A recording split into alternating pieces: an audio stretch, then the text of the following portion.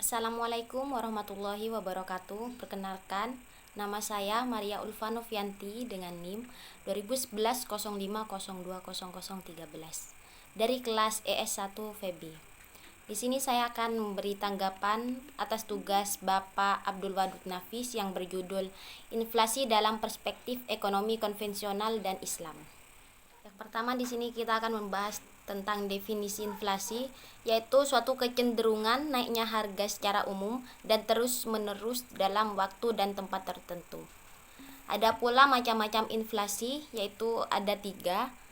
Yang pertama berdasarkan sifatnya, yang kedua berdasarkan penyebab dari inflasi, yang ketiga berdasarkan asal dari inflasi. Yang pertama, inflasi berdasarkan sikapnya dibagi menjadi 3 lagi, yaitu inflasi merayap, yang artinya di bawah 10% setahun. Yang kedua, inflasi menengah, yaitu antara 10-30% setahun.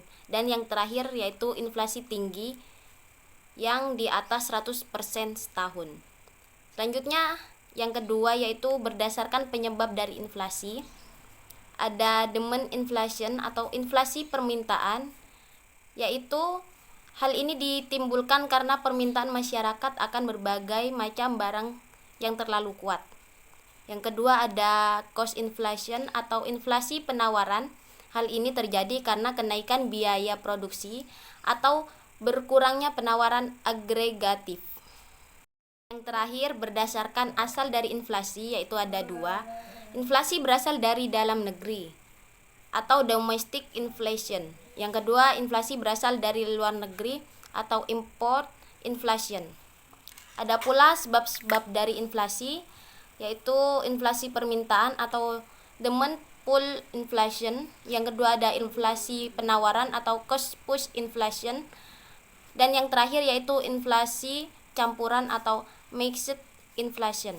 Yang pertama inflasi permintaan. Nah, inflasi permintaan di sini yaitu disebabkan karena melalui inflasi permintaan akan barang oleh masyarakat akan berlebihan. Dan yang kedua inflasi campuran, yaitu inflasi yang mengandung unsur demand pull dan cost push. Inflasi ini sering disebut mixed inflation.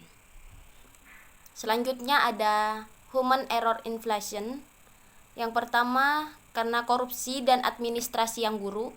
Yang kedua karena pajak yang berlebihan. Nah, pencetakan uang dengan maksud menarik keuntungan secara berlebihan atau excessive signoring.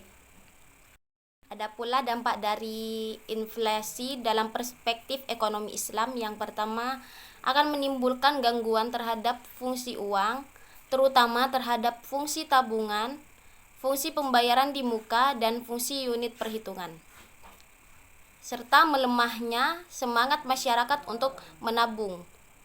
Kedua yaitu meningkatkan kecenderungan berbelanja, terutama untuk barang-barang non-primer dan mewah. Selanjutnya mengarahkan investasi pada hal-hal tidak produktif serta penumpukan kekayaan berupa tanah, bangunan, logam mulia dan mata uang asing, serta mengorbankan investasi produktif seperti pertanian, industri, perdagangan, serta transportasi. Adapun solusi dari inflasi dalam ekonomi Islam itu hanya ada 2. Yang pertama kebijakan fiskal dan kebijakan moneter. Nah, kebijakan fiskal di sini bertujuan dalam Islam yaitu untuk menciptakan stabilitas ekonomi, tingkat pertumbuhan ekonomi yang tinggi, pemerataan pendapatan.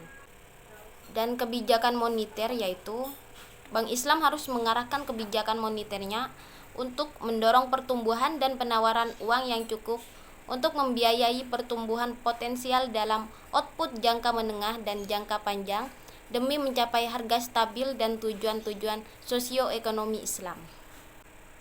Mungkin hanya itu yang dapat saya sampaikan, kurang lebihnya mohon maaf. Wabillahi taufik wal hidayah. Wassalamualaikum warahmatullahi wabarakatuh.